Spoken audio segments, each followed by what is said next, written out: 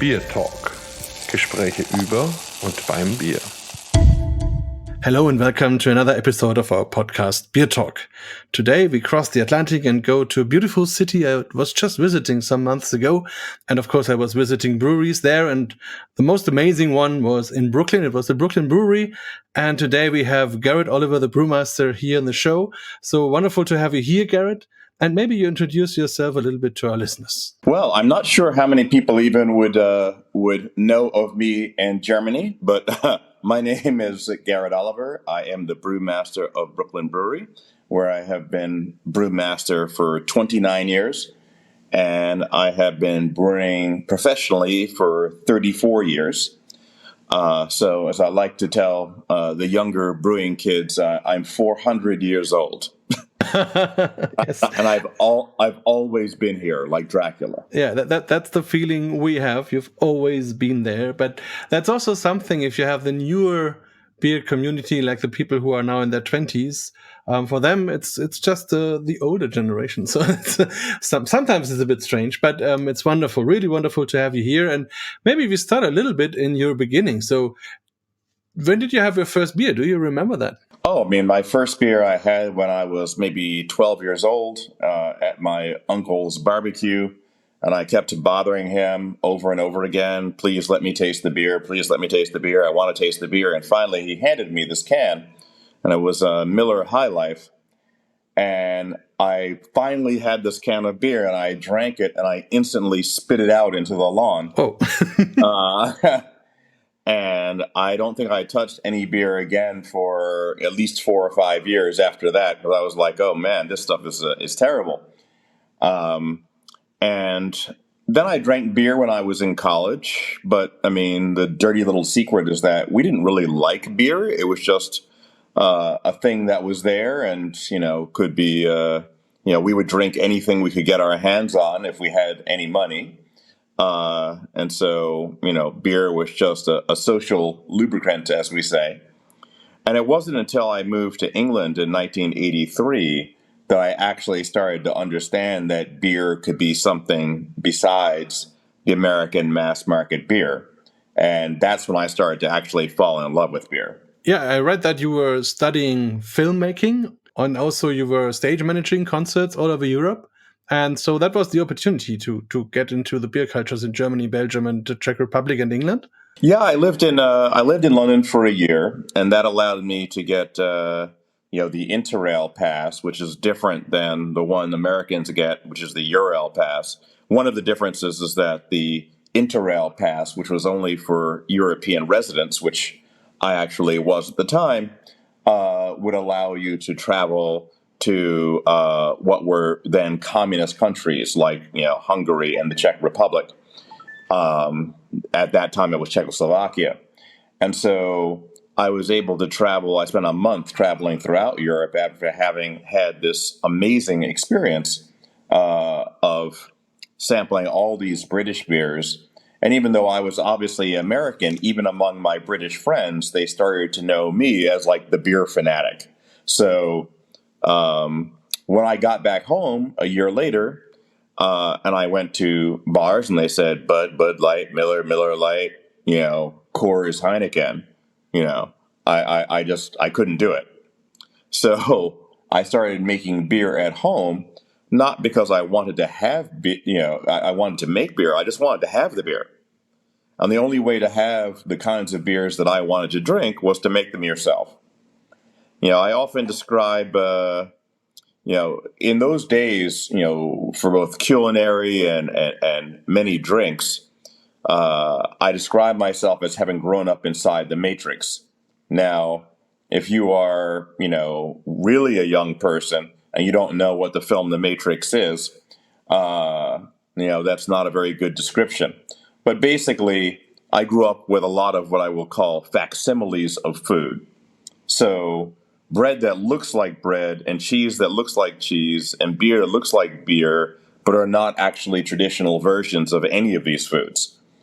And ice cream, all kinds of things, and this was kind of late 20th century American capitalism really having a grip on the food system.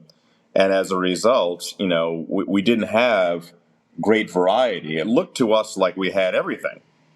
But then when you went to Europe and you saw that the French had 300 cheeses and we had 5 or 6, you started to realize that you're missing out.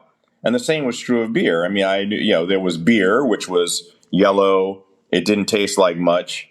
And to tell you the truth, when we had money, we drank Budweiser because Budweiser tasted kind of like water. But the other beers that we could afford, they were much, much worse. I mean, they actually tasted aggressively bad, and we didn't like them. And then I knew Guinness, and I always liked Guinness, and that was it. And so moving to England and then going around Europe was a revelation for me. How was it to see the cask ale culture? That was very different, I think. It was. I mean, certainly when I first saw cask ale, I mean, starting with the very first moments, I mean, it had very little foam on top, and it was amber colored, which is a color I had never seen in beer before. And the size of the glass, this British pint, we didn't have, what you guys have, the Moss or the half liter or whatever else. I mean, our pints are considerably smaller. So no one had ever handed me a glass that big before. And I drink this stuff and I'm like, okay, this is weird. It's warm as far as I'm concerned. It has all these strange flavors. It's barely carbonated. And it was a bizarre, experience. But then when I finished the first glass, I said to myself, well, I'm not sure I like that. I better have another one to find out. And so from that point, eventually I started noticing the differences between the beers from the different breweries and the beers from the different regions and really got into it.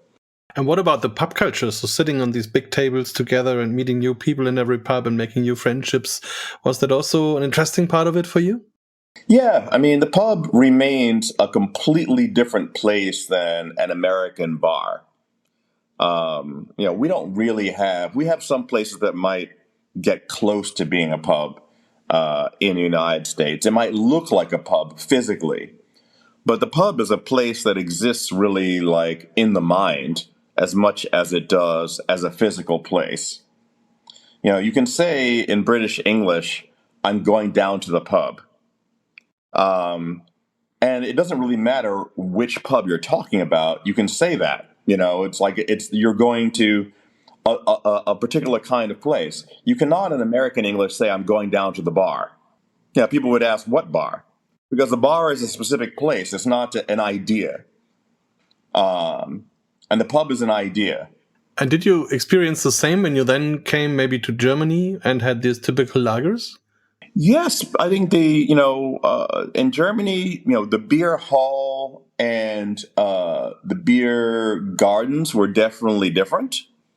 You had a very different service style. With the pub where you would go in and you could sit there, you could order one pint and read your newspaper all afternoon without anybody asking you anything or bothering you, or somebody might sit down and talk to you. When I started going to the German places, they were not like that. Yeah, okay. It's all about drinking, yeah? Yeah, it's all about drinking. So, but I mean, a completely different set of beers, which I'd never seen before. I still remember my first time being out in a beer garden and seeing glasses of Weiss beer, and I had never seen those glasses before and never tasted anything that tasted like that. I never had a beer before that was hazy like that. So, there were so many new things. And of course, I had my first, real Pilsners, which, to this day are among my, favorite beers. And what was it when you came to Belgium and had the first lambics? Because that's also very different in taste. Yes, absolutely. I mean, now the lambics that I probably had when I first arrived were things like Mortzebeet. They were among the sweeter ones. It's not like I came and I was instantly drinking, Bone Goose or something. But, I did discover these things eventually, but not on the first trip to Belgium. But I mean, even on the first trip to Belgium, I was drinking the Trappist beers. I was drinking some of the Lambic beers. and again, discovering a whole different range of flavor. So by the time I had been through Europe, and I got back to the United States, I kind of realized that basically we had been lied to. We had been told that, this was food and this was beer and these were wines. And, we had been told maybe one tiny portion of the truth. And we believed that it was the whole truth, which is in many ways the American sin. We we have a big country, and we have a tendency to think that this is like the entire world, and then you get out there and you realize, oh, that's not true. Yeah, to be honest, that's something I again experienced this year when I was judging at the World Beer Cup. If you have judges which never left the US and only know the idea of American homebrewers of a European style, and it's always a hard discussion to say, okay, that's an idea, but it's not the original. But yeah.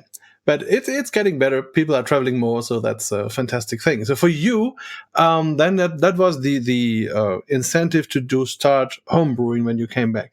Yes, I mean, in order to have the beer, I was complaining to my best friend, Larry. It's like, this is terrible. I can't get any beer. Like, I really miss it. So for Christmas in 1984, he got me a home brewing kit. Perfect.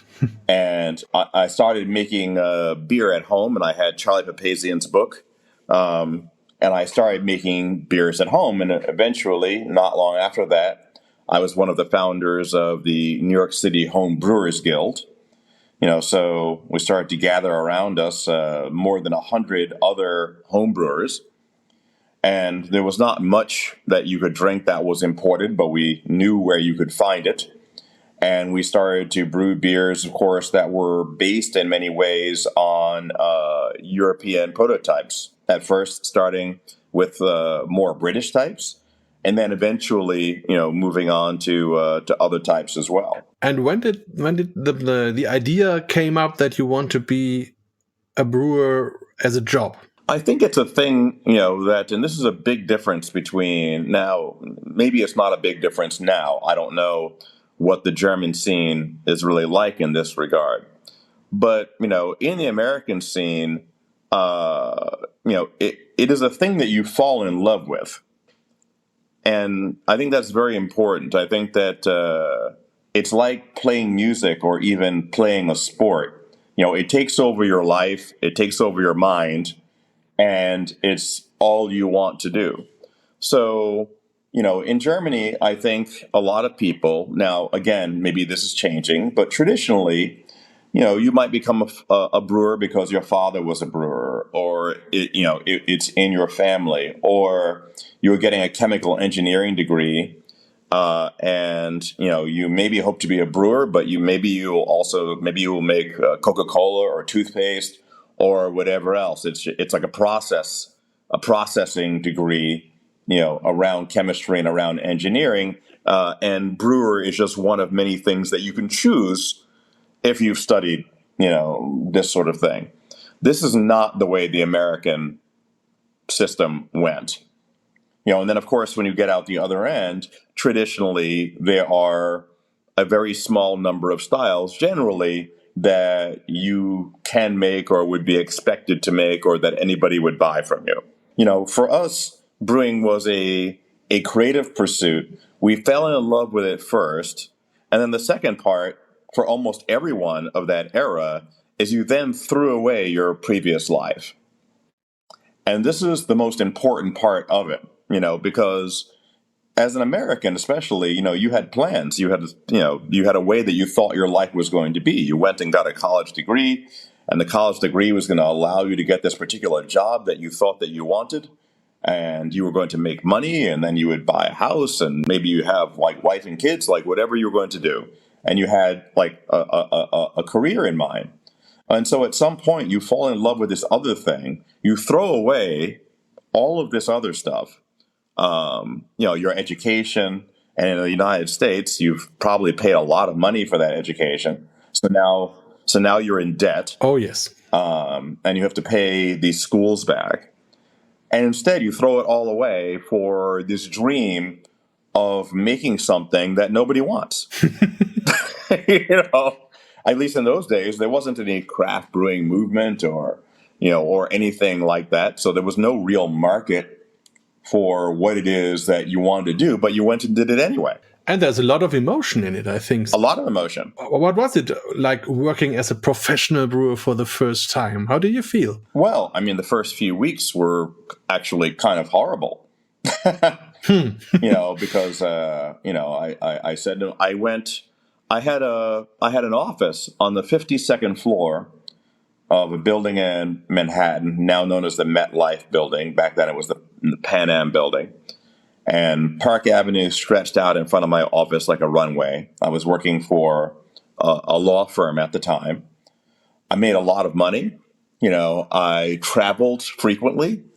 And I was doing other things, making films, running clubs, and homebrewing on the side. But when I got an opportunity to go work for this place, Manhattan Brewing Company, I left this very nice job and ended up in the middle of July in a room full of boiling liquid. And there was no air conditioning.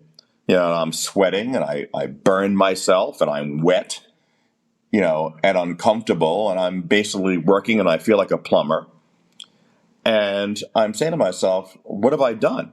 I took this really fun hobby and I've ruined it. But somehow it felt great too. Not immediately. Okay. The part where it started to feel great was the fact that I was working in a brew pub, and it was a very big brew pub. But the fact that it was a brew pub meant that I could leave the brew house floor, go downstairs, and immediately see people drinking and enjoying the beer that I'd made.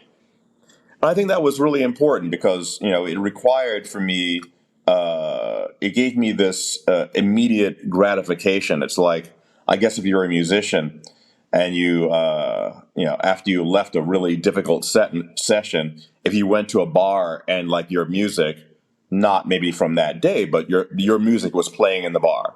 Yeah. And everybody's really having a great time listening to your music. You're like, oh, wow, this is really cool. And look at what I get a chance to do. And so it was that part, as I was learning, that really, I think, sustained me, through it, because we don't have a formalized apprentice system.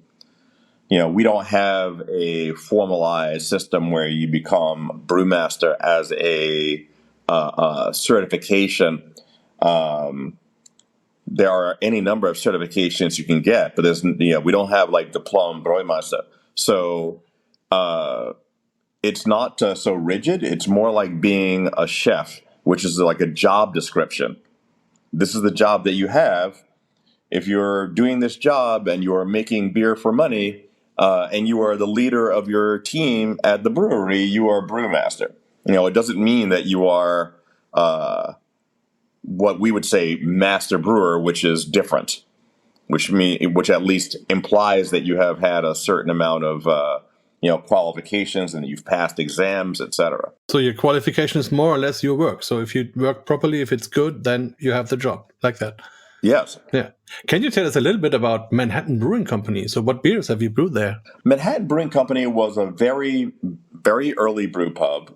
It opened November 9th, 1984 in the Soho section of Manhattan, which was not so fancy back then.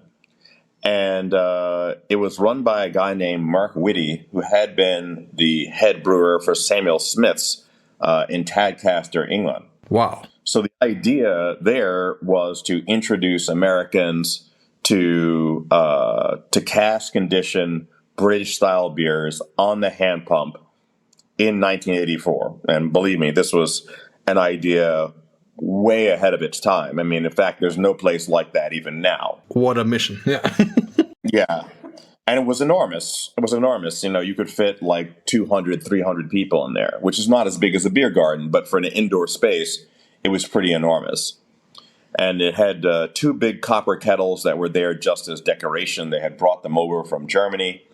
There was another one that was actually built into the side of the building. It was quite an operation. But the overall brewing kit was up on the second floor, and it was British. and we brewed traditional British style beers, using that mashing system, which is quite different than the European or the German mash. And we made pale ales and bitters and eventually IPAs, and very eventually the first German style we made was we started to make Weiss beer. The first recipe that I ever did myself, where I was the one leading and I wrote the recipe, was actually Oktoberfest. And the people liked it? Yes. Yeah. Fantastic. But, it was, we were not doing lager beers there, at the time. So it was really new. It was not that easy to get yeast, to make these things. It wasn't like you were easily going to get a shipment in from Weinstefan or something like that. There was no White Labs or Y Yeast or any of the other, yeast houses that we have now in the United States. So getting all the raw materials to make really good beer was also really difficult. Yeah, but it was a real lager yeast. Or did you do the same as the British do with a low temperature ale fermentation? No, it was a real lager yeast. I'm trying to remember how we got it. I think we got it to get it shipped in as a slant from Weinstefan, but it was a real lager yeast. And our Weissbier yeast was Weissbier yeast. Very interesting. Great. Did you ever remake these recipes? I haven't remade those recipes specifically, but we still make Oktoberfest, at Brooklyn Brewery to this day. And, I have strong ideas about the style. And you may not be surprised to hear that, my idea of Oktoberfest is much more traditional than those of most German breweries. Yeah, I think so. Yeah, and then did you switch to Brooklyn Brewery? So how did that work out? I had a plan with David Bruce, whose name you might know. In the 70s, he was kind of the starter of the brew pub movement in England, and much of what happened in American craft beer was actually copied in some ways from David Bruce, and his successes. And David Bruce had come to me and asked me to lead up what was going to be a series of brew pubs, starting with Manhattan Brewing Company, and we planned to buy it, take it over, and then open other things. But Steve Hindy and Tom Potter from Brooklyn Brewery came to me and said, we'd like you to come work with us and build this new brewery in Brooklyn. They had the brand back then, Brooklyn Brewery, but they didn't have a brewery, and they were making their beer upstate under license, meaning north of the city, about a 4-hour drive, and they had only 2 beers. And so I wasn't sure, but I said, well, let's see how we work together, and I will work for you on a holiday beer. And so my first thing that I did for Brooklyn Brewery was Black Chocolate Stout in 1994. Which was 10% Imperial Stout, which, believe me, was not something that people were expecting to see in the market in 1994. And that was an instant hit, and I joined Brooklyn Brewery later that year. And I think it was very interesting to work with Steve Hindy and build up the business. Yeah, absolutely. How did you come across Slow Food, and what does it mean to you? Slow Food is an organization that first started in Italy by Carlo Petrini. And at first it was, almost like a joke. It was a reaction, to somebody building a McDonald's in the center of Rome and everybody being, very upset. But eventually it turned into a movement, which basically seeks to preserve worldwide food culture in different societies, but also the biological diversity necessary to make real food. So if you don't have real tomatoes and you have never really spent time with your grandmother, you're not going to be able to make your grandmother's tomato sauce, right?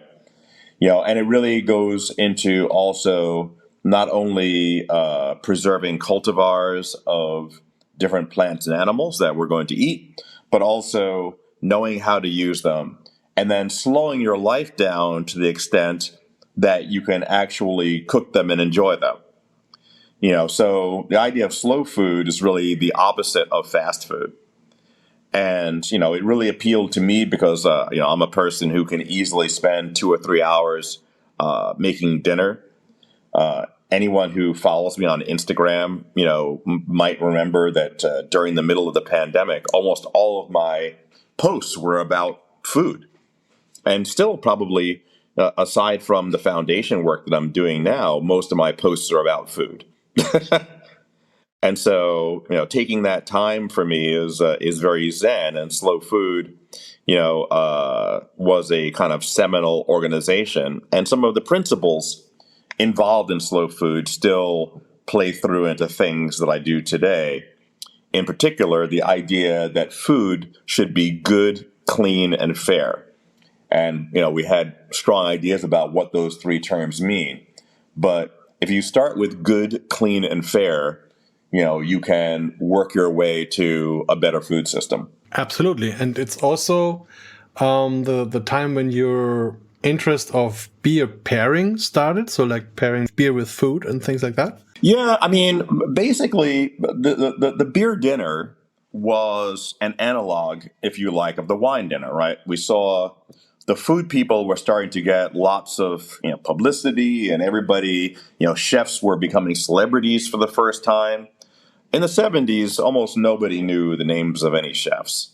Even in the 80s, there were one or two people who might be called celebrity chefs, but there was no food television or anything like that. There were a few cooking shows, but they were just shows. Then you had the rise of Food Network, which was the first network given over entirely to food, which was a radical idea at the time.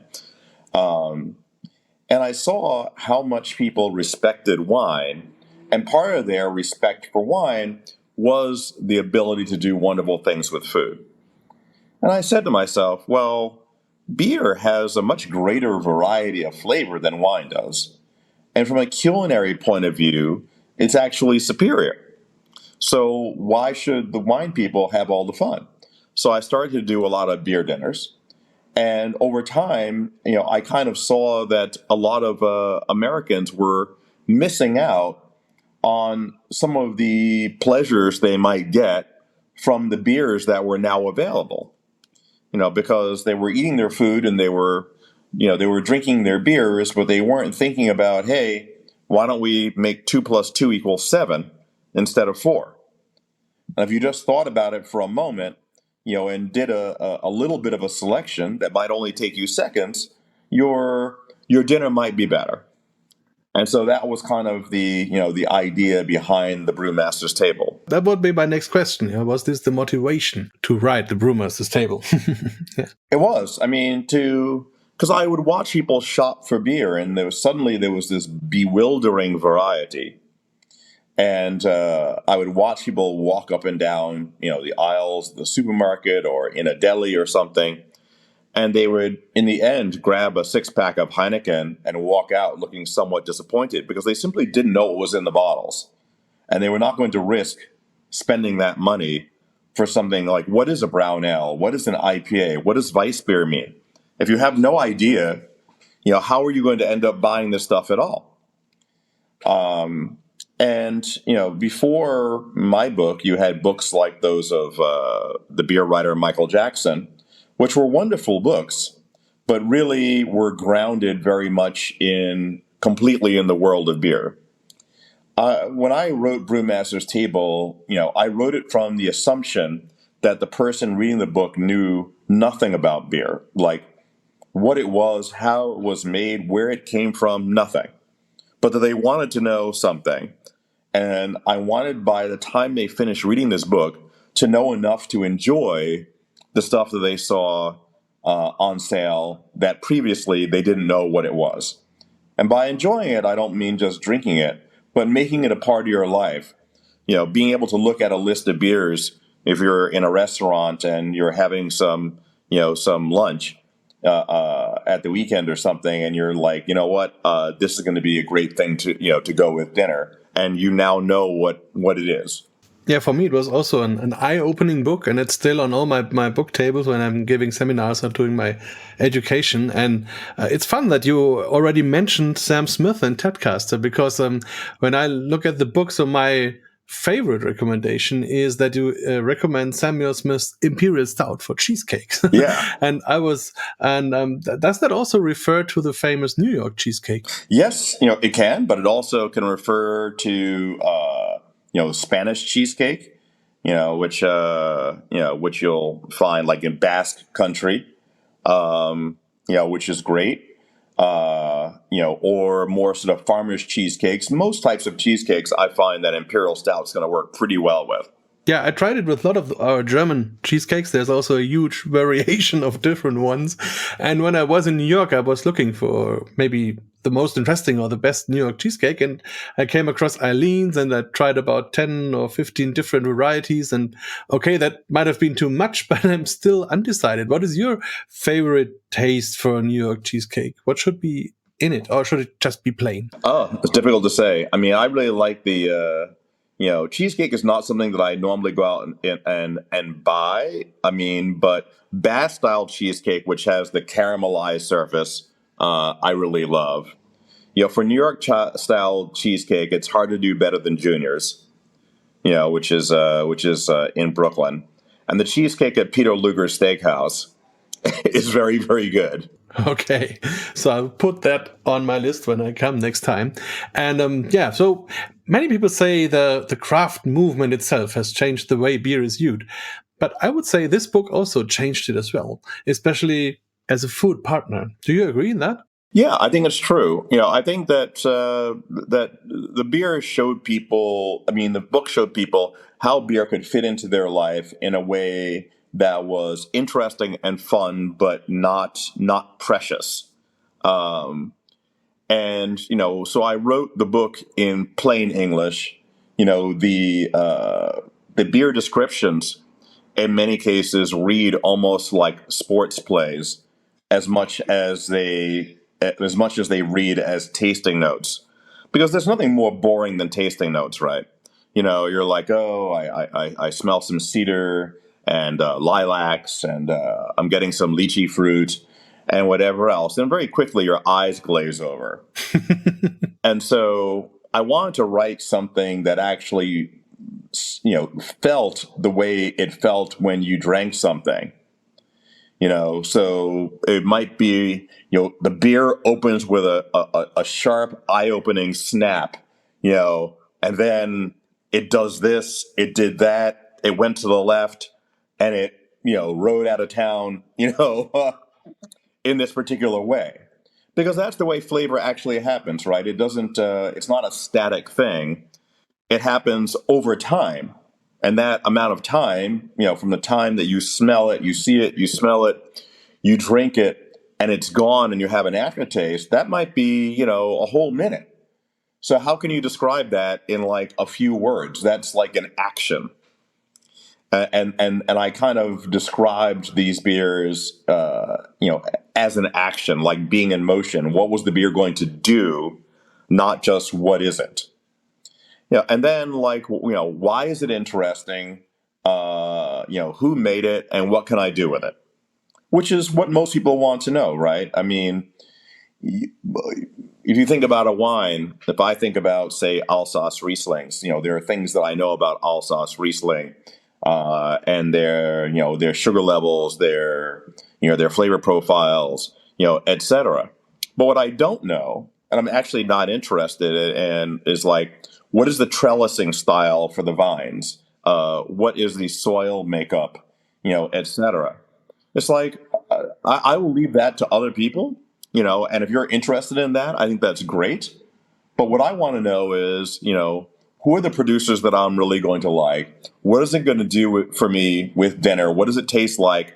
Is it a beer is it a wine you can bring to a party? Is it a wine that I can have with this salmon on a Tuesday night? Is it a thing that I should expect to find being very expensive? I mean, what is it and what can I do with it? Yeah, and I think the explanation, like a match or like a game or like to have all this experience, that is really catching people. So that's a very interesting way, and that's also something I really like in the book. So it's a thing I always look in and read some pages and read it again, and so it's great. It's funny, people, sorry about the noise, it is Brooklyn. you're getting real background here, folks. So you're getting the true sounds of the city. So I mean, people often ask me, well, two things. One, this past May was the 20th anniversary of Brewmaster's Table, and it's still in print, which is something that I'm quite proud of. In fact, last week or the week before, I actually had dinner with the original publisher who bought Brewmaster's Table, and we had a good time reminiscing over that, and that's very cool. Not so many books are in print for more than 20 years. But also, people ask me, like, do you want to rewrite or update Brewmaster's Table? Which is a kind question, but actually, my answer is no. I think it's really part of the important part of the voice of the book is the voice of somebody who then was younger than me, but older than most people who are going to read it. So at the time, I was 40. And it was easy for me to still remember how surprised I was, when I had many of these beers the first time. Now after literally thousands, of events and things like that, so many beers, so many experiences, which are all great, it would be hard to recapture, that tone, and I think that you have to leave something like that as what it is. Yeah, it's already part of the history. Yes. In some ways. So I would also say keep it as it is. There's enough way for new books. But let's go further on. So in Germany, you are very well known as Hans-Peter Drechsler's partner of the invention of the Hopfenweisse. So can you tell us how this story began and how it went? There's a little controversy in this story. Okay. Well, I mean, the first thing to know is that now I'm told this by the British Guild of Beer Writers. I can't tell you whether or not it's true, but they tell me that I was the first one in the world to do collaboration brewing. Starting in I guess it was 1995, 96 with the folks at Breaks Beer was the first one. And from there, it started to become, I think the first maybe 6 or 7 collaborations anywhere were with Brooklyn Brewery. So this was like a very new idea. And by the time I worked with Hans Peter, I had already brewed at Le Chouffe. I had brewed at a number of other breweries, all of them foreign, actually, all of them in Europe. And so we were at Brooklyn Brewery not only a brewery, but we also had a distribution arm. So we were also a distributor. This is important because we carried about 200 different brands of beer. So all of the German beers that you were going to get in New York City, except maybe for Beck's, which was pretty big back then, were going to be, and even then I think it was brewed in Canada, were going to be coming through us. All the British beers, all the Belgian beers, etc. So we knew these beers really well, because I had a room full of them at the brewery. And so we were the distributors, for Schneiderweiss. And it was my idea to bring Hans-Peter Drechsler to the United States because they were saying, well, Georg Schneider's going to come over. And I said, well, what about the brewer? It's like, oh, well, we don't need the brewer. We're just going to, bring the owner. I said, well, people want to meet the brewer. And Hans-Peter came then. And at the time, he didn't speak very much English, but we got along really well. And we kept talking over time about doing this. And finally, I kind of couldn't believe it. They let us do the, Hopfenweisse. So there were to be 2 versions. There was Schneider Brooklyner Hopfenweisse, which is the one that we did, in Kielheim. And there was Brooklyner Schneider Hopfenweisse, which is the one that we did in New York.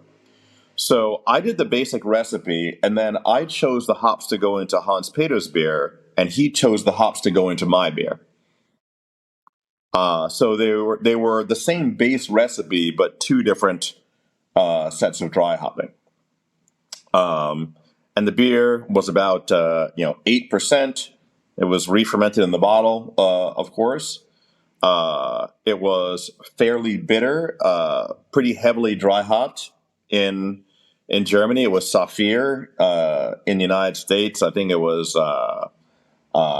Amarillo. I think was the main hop, and Palisade and Amarillo, and these became big hits. And Hans Peter and I and our friends and our families and everything else became great friends. I mean, I've been on holiday with Hans Peter, many times. And in fact, the first time that I was on holiday with Hans Peter, I was staying at a place in Italy, and he was going to be in Corsica. And he said, well, we have our van, and we're taking our van on the ferry. How about if we stop by where you are in Italy? And he brought me the first bottles of Hopfenweisse. And he said, yes, it's been re-fermenting. We packaged it the day before I left. It's been re-fermenting in the back of my car, and I think it should be ready now. And we put it in the refrigerator. So the first time either one of us tasted Hopfenweisse was standing on a terrace in a town called Bonasola overlooking the Mediterranean, like 3 or 4 weeks after we brewed it. And it was the start of a great friendship. The controversial part, I will say, is that when the label came out, I wrote the label, and it talked about the friendship between me and Hans Peter and how we had come up with this thing. And when Hans Peter saw the label, he said, it strikes me, this is the first time I'd ever seen the name of a brewmaster on a German label. It's like they only ever mention the owner of the brewery. They never ever speak of the brewer. And I said, well, that's not right. We were the ones who did this. But then later, Georg Schneider decided that he was going to make the beer himself without our permission, and that he would remove both myself and Hans Peter from the label, and it became Meine Hopfenweisse. And so I take a poor view of that behavior, which has nothing to do with Hans Peter, who's still a great friend, but definitely complicated my life for some years, because after that, the people at the brewery didn't necessarily want to do collaborations because they're like, well, look what happens. And then we had problems. People didn't understand the idea of a collaboration. Say Schneider beer is being sold by a different distributor than ours, and it has both of our names on it. Who gets to sell it, etc. But we were like jazz musicians that just wanted to play, and make some music together. And then you get the business involved, and it all becomes very complicated. Oh yes, I didn't know about that side, but it's as you say, it's a little bit a sad story, because that's not fair. And Hans Peter is such a nice person, so he's a wonderful guy. But yeah. I mean, here's the upside of it. When people came and they said, I started to see beers showing up in Germany with the name Hopfenweisse. Hopfenweisse is a word that I made up. I invented, because at the time I could have called it Weiss IPA. Yeah. But I had strong ideas about what IPA, was and is. And I didn't want to, even if it would sell faster, I didn't want to ruin the name of IPA or Weiss beer for that matter. So I made up a new name that people would understand. And I have since then met people in Germany who are like making Hopfenweisse, and they have no idea that I made up the name and that it's not, a traditional style or where it came from or whatever. So there are at least a few people in Germany, at least last I saw, that are making something called Hopfenweisse in that general style.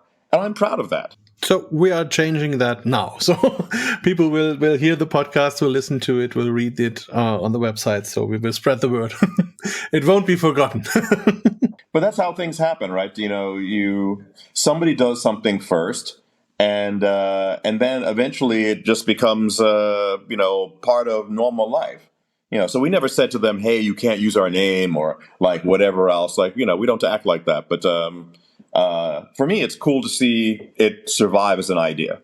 Yeah, and I must say, for me personally, it was the first time I experienced the power of dry hopping, and especially the sapphire hops, which was very, very new for me, all this aroma. So I had one of the first of these Hopfenweisses here in Germany, because there was in Bamberg, in my city, was a congress, and Hans-Peter was there. It was, I think, 2007, 8, something like that. And he brought some bottles of it. And there were about 80, 90 people of the German brewing world. And he brought out the beer. People got it and they tasted it. And then it was silent for about 2 minutes, because you could look in their eyes and see that they simply didn't understand what is in the glass, because it's a wheat double bock, but it's also a dry hop, very hoppy, very high aromatic beer. So, and that was also for me. So immediately afterwards, I asked Hans-Peter to send me more of that. And so some days later, the packet arrived and it was in my fridge, and every day in the evening I opened one bottle and I was celebrating it.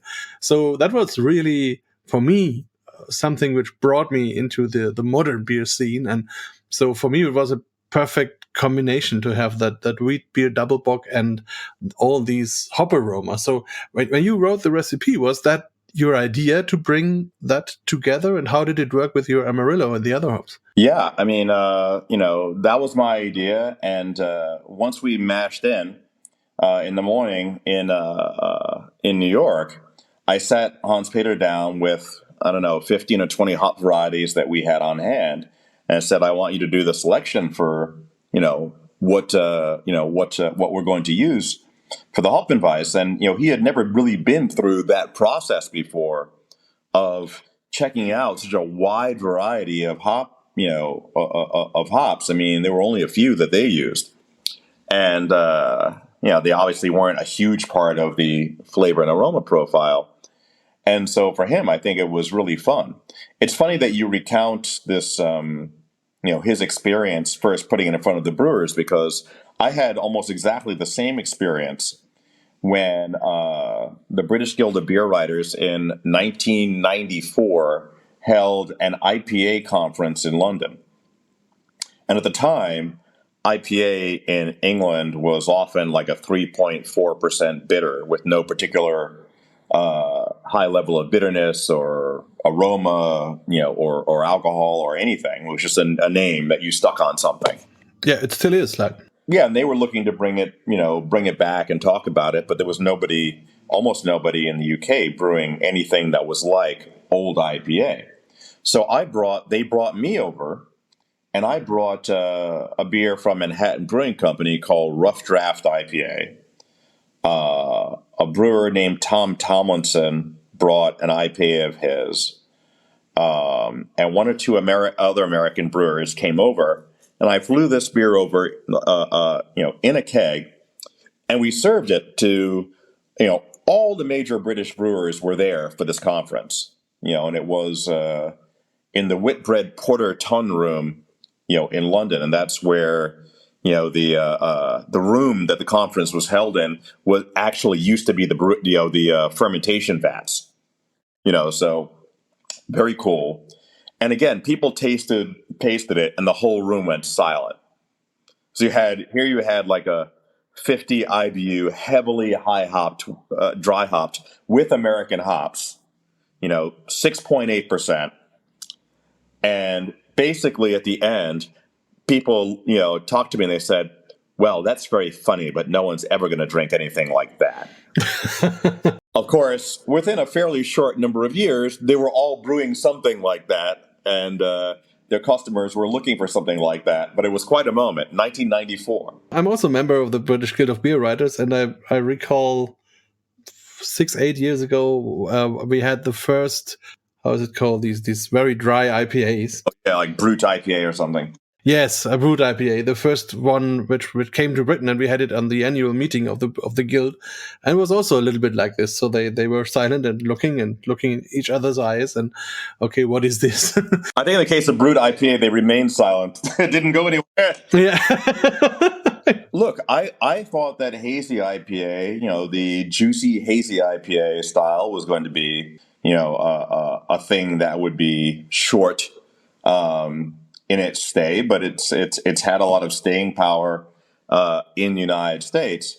And I mean, I'm perfectly happy to see development of new beer styles. The thing that bothers me is taking, a new beer style and calling it by the name of an old beer style, which means that you no longer have any nomenclature, which then means that you cannot actually communicate with, your customers or anyone really. Yeah, it's all IPAs because they sell well, and so now you get a cold IPA and all these things. So, But I mean, people often accuse me of being, I'm I'm a real stickler for style. Garrett's only interested in styles or something like this, which is completely untrue. Most of the beers that we make don't fit a particular style. We often invent things. Even Brooklyn Lager, which is our flagship beer, but we make 30 different beers every year. Our flagship beer is not in it. Well, if it is a style, it's one we invented, which is the Brooklyn Amber Lager, essentially based on the old Vienna lager style, and then dry hopped, somewhat differently put together, not Munich malt or similar malts, but more Pilsner and caramel malts, but, somewhat similar there. But I just think that it's important for us to be able to, to tell people what something is.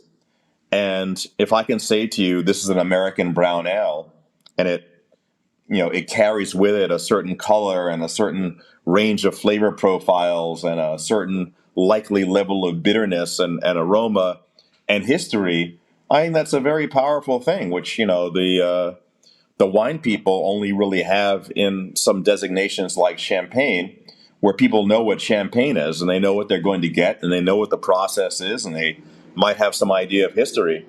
and by the way, Pete is very proud of having invented the beer style. So the American brown ale. Yes. Yeah. But let's go a little bit further. So in 2011, you started editing the Oxford Companion to Beer. What is that about? Well, I guess I started editing in 2007, and it came out in 2011. And so, yeah, we had 166 writers from 20 something countries, 1,120 subjects. And I was asked by Oxford to do this book. It was not an idea that I had. It was their idea. At first, I turned them down because I was like, well, I would have to be a crazy person to want to do something so large, and it'll take forever, and it'll make me crazy. Which, of course, eventually it did. But what somebody convinced me, a friend of mine convinced me, was what he said was, well, now you have a choice between pain now or pain later. And I was like, what do you mean? It's like pain now is you take the assignment, you work very hard for years and years and years, but eventually at the end, you have, a piece of work that you can be proud of forever. Pain later is you don't do it. They assign it to somebody else. They do a job and you look at it and you're like, I could have done a better job, but you didn't. And now somebody else did it. And this first major book of this type is done by somebody else and not you. And here's the difference. Pain now is temporary, but pain later lasts for the rest of your life. You can only be first once, in a thing like that. And so I took the assignment, and I remain, very proud of that book. You can. It's like an encyclopedia, so it's really a great thing. And I was looking up Brooklyn Brewery's entry, and it says, because I have the first edition there, it says it accounts for about 20% of all craft beer exported outside the US. So how has that number changed over the past 12 years? That's an interesting question. I do not know the specific answer because I don't know how much beer from other breweries is exported outside the United States. Number one. Number two, we've changed our model for how we produce those beers at Brooklyn Brewery. So now, by and large, we are not shipping the beer in tankers and in bottles as we used to. Mostly, we are brewing much closer to locations where people are going to be drinking the beers. And then we will travel and beer samples will travel back and forth. And this results in much lower use of energy, but also the beer is not showing up 3 weeks or a month old or worse, wherever it shows up. So if you have our beer, say in Sweden or in England or in France, it was probably brewed in that country or, country next door. It was not shipped over from the United States. In most cases, we're talking about our main beers. If you're having something like black chocolate stout, it was brewed here. If you're having some of our real specialty beers, it will be, brewed here. But, a lot of things we will brew everywhere from Japan, China, Australia, Brazil, Canada. We're brewing in a number of different locations. So it really depends on what do you mean by export? Yeah, that's right. And I was really impressed when I was at the brewery how many different and special beer styles I could get. So the evening was too short to try all of them. But I remember that there were 3 non-alcoholic beers on tap. They were called Special Effects. Yes. What is the story behind that? The story behind that actually comes out of Europe. It was our Scandinavian markets who really wanted to see a non-alcoholic beer from us, and in the United States, at least at that time, 5-6 years ago, non-alcoholic beer had a stigma attached to it. And that stigma was that when you saw somebody drinking non-alcoholic beer, this was a sure sign that they were, in fact, an alcoholic. They had an alcohol problem. So if nobody said, oh, well, maybe he wants to go jogging later, or he has to get up early, or he has to drive his car, or something like that. It just meant that, what a shame. They can't drink beer anymore because they have this problem. And so we were convinced that in Europe, if we were to make a non-alcoholic beer, that we could sell in Europe, because at the time, there were no craft non-alcohol beers. And so when we first came out with the original Special Effects, which was the amber, people had never had a non-alcoholic beer of that color and that flavor profile with dry hopping and everything else. And it became a big hit almost right away. And now, over time, non-alcoholic beers have started, as you know, to be a trend in the United States as well. But we, I think, originally thought that we would not sell it in the United States for years. But it was only about a year or two after we started selling it in Europe that we brought it back into the United States, because we saw that there was opportunities here too. And you now have it in your core range too, or not yet? Oh, yeah. It's part of the core range. Yeah. I mean, but what we're not doing is what a lot of brands will do, where they are looking to replicate specific versions of their core range as a non-alcoholic beer. So when you get Special Effects Amber, you are not getting a non-alcoholic version of Brooklyn Lager. It is a separate beer itself. Because I think I'm not saying that you can't do that, but you're setting yourself up for an unusually difficult problem to try to precisely mimic something which is made in a particular way, etc. I think it's a much better idea to have these beers be their own things. Yes, it's like an emancipation. So they came out now, and it's it's an own part of the range of drinks. So exactly. Yeah. So the special effect is to have no alcohol, or is there any other special effect in it? No, the funny thing is that the name Special Effects was originally a name that I was going to give, to our extremely special beer program. Like, you might have tasted some of the beers that we did that are aged on grape pomace. That was fantastic. Skins from and stems and seeds from wines. Those beers were going to be called Special Effects. Because I was doing but when we were looking for a name for this new line extension of non-alcoholic beers, it occurred to me that special effects was actually also a great name for a non-alcoholic beer, because the special effect of special effects is that it has no effects. you know. So, okay, that leads more or less to my last question. So, what are your plans for the next beers, for the next time with Brooklyn Brewery and with yourself, and maybe with books or other things you do? Well, right now, as you might know, we are, have a number of initiatives surrounding the African grain called fonio, which is a millet type that's grown throughout Central Africa for the last 5,000 years. Fonio, it turns out, not only makes great food, it also makes great beer, and it has made great beer for thousands of years. One thing that people don't realize is that beer is from Africa, like completely from Africa. So north to south, east to west, every single African society has a traditional beer type, all of them. So now, in some of them, if they became, strongly Muslim countries, you might not see those beer types anymore. But all the other ones, those beers are still being brewed as they have been for thousands of years. It's often the grandmother, in the family who may only be making them for festival days, or in some cases, like Nkumboti in South Africa, it's actually kind of a big cottage business, making that style of beer, which in that case is made from sorghum.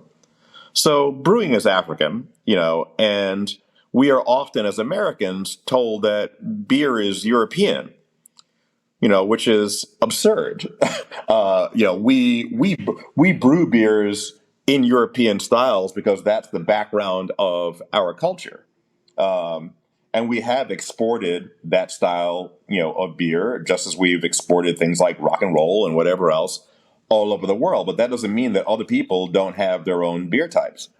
So that's the first thing. Secondly, and more importantly, this, by using this grain requires no inputs.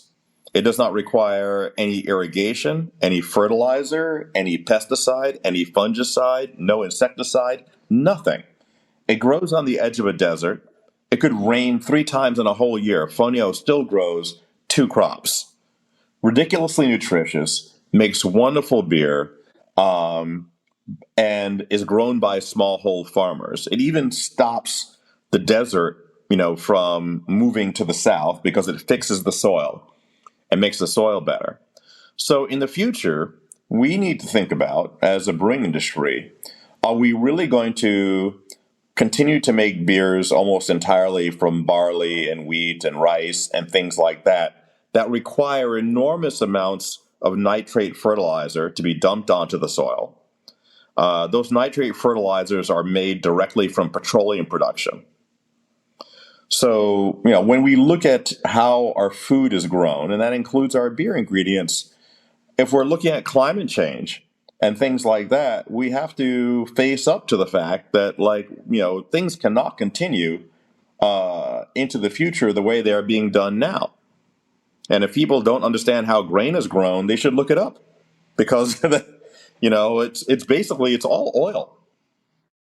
And so, there are several things you can do with this. One, fonio creates all these great flavors. Secondly, we're supporting smallhold farmers, in their countries, Mali, Ghana, Togo, Nigeria, Senegal, etc. Plus, if you're making good economies in these areas, you'll slow down immigration, which a lot of people are very upset about, including the people who are immigrating who do not want to get on boats and try to make their way to Europe and possibly die or come to the United States. They want to stay at home, with their families and their friends. Only they can't, and of course, what happened with colonialism is they took all the food. They took the people's language and they took the food, and they said, well, what's that? It's like fonio. We've been eating it for 5,000 years, and they ripped it all out. And they said, well, you're going to grow this now, wheat and corn. Well, guess what? Wheat and corn don't grow that well at the edge of a desert. And then they would take the food they did grow and send it back to Europe and leave people to starve. We are basically trying to change that dynamic in a number of different ways. And, if in the future, say, 5% of a lot of beers, say all of Brooklyn Brewery's beers were 5% fonio, this would have a huge effect already on the environment. I think we have some great flavor profiles. We would be supporting all of these communities, and we'd be moving away from, a version of agriculture that is not sustainable for the future. I think it's so important that we rethink about our own culture and about how all that developed in the past, and what are the real reasons behind things. And so I think that's a very good idea to bring that crop into the brewing world and maybe convince also other breweries to use it. And maybe it even is a possible solution to all these dry places which we now have in the US, also in Europe, where it gets harder and harder to grow the normal grains. Or even if we look at the hop industry, they also have huge trouble with where you don't have the irrigation, how to grow hops anymore. So that's really, the climate change is also a big problem for the brewing industry. And that's a very good and interesting approach to it, to change something from the grain side. So I'd never tried a beer with that, but it sounds fantastic. So I'm looking forward to try that. And look what happens. You have the war in Ukraine, and then suddenly the entire world's, grain supply is disrupted. If these things were more spread out, over a larger number of different products, number of different grains, especially, if these products actually taste good, which is really important because, if it doesn't make nice beer, I don't care how good it is for the environment, people are not going to want to drink it. But it turns out that it tastes great. And at Carlsberg, they've even done some experiments, based on the stuff that we've been doing. I went there to do a presentation for, the brewing teams and whatever else. And they came back and they had made a beer from 100% fonio, and it was fantastic. It tasted kind of like sake. It was like fascinating. I really want to get into, doing a specialty beer types that might be 100% fonio or, a very high percentage. So there's so many fascinating things that can be done.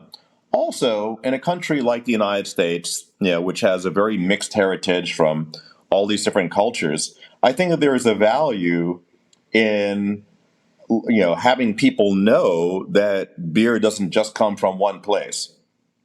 I've been in China and had traditional beer made by Chinese hill tribes that literally seemed like a recreation of what you would have heard from ancient Egypt, where you would, stick a straw, into it. And it just was delicious. And it's like, yeah, we've been making this beer for the last few thousand years. Who knows about the beers made by Chinese hill tribes? Like I did a whole book, the Oxford Companion to Beer, know nothing about Chinese hill tribe beer. So we know so little about the rest of the world, that, sometimes our arrogance gets ahead of us. We have so much to learn. We're sitting here like, oh, climate change is going to destroy everything. Well, stop spoiling the earth. And there are people who know how to do that. They've been doing it pretty well and keeping things in balance for a very long time. Perhaps you should listen to them. Yeah, and especially as you say, travel, see what the people do. So like we had the all the Nordic culture where we now have all these quake yeasts or quake strains, and we have the Sahti in Finland, and we have the Chicha in South America, and as you said, the Chinese or Himalayan beers. So very, very interesting things. So I think it also rounds up a little bit our talk. So because we are back to being a role model, hopefully for the future, for other brewers, for other people in the industry, to look to be first movers in things and to follow new ideas and develop it further, so to keep our industry running and make new products, new beers, new interesting things, and combine it with that what is necessary for our society. So thanks a lot for your time, thanks a lot for the valuable information and for your beers. Well, thanks a lot for your interest, and I can tell you, like, I think one thing that I think any brewer, and I'm sure you spoke to a lot of brewers when you were in the States, most brewers will tell you, in their heart of hearts, Pilsner and Helles remain like favorite beer styles for almost all real brewers. Whenever I come to Germany, not that it's the only beer style that I'm looking for, but boy, if I can have like a really great glass of Helles, a really great Pilsner, I always look forward to it. And it's something that Germany still does better than just about anybody else. And of course, you have to come to my area. I don't know if you already have been to Bamberg, I guess. Yes, I have, of course. Okay, yeah. but now if you come back, there are lots of new breweries and also a lot of new beers from old breweries. So, for example, Schlenkerla has now a range of about 12, 13 different beers, and there are even light beers, so low alcoholic, smoky beers. Or now they make beers with smoke of different woods, like with cherry wood, smoked barley, and all these things, alder smoked barley, and so many interesting things. So, of course, you're always invited to come to Bamberg, and let's have a beer there together. And yeah, thanks a lot, and have a nice day today. And I'll see you soon, somewhere in the world, on the planet. And thanks again. All right, thank you, sir. BierTalk, der Podcast rund ums Bier. Alle Folgen unter www.biertalk.de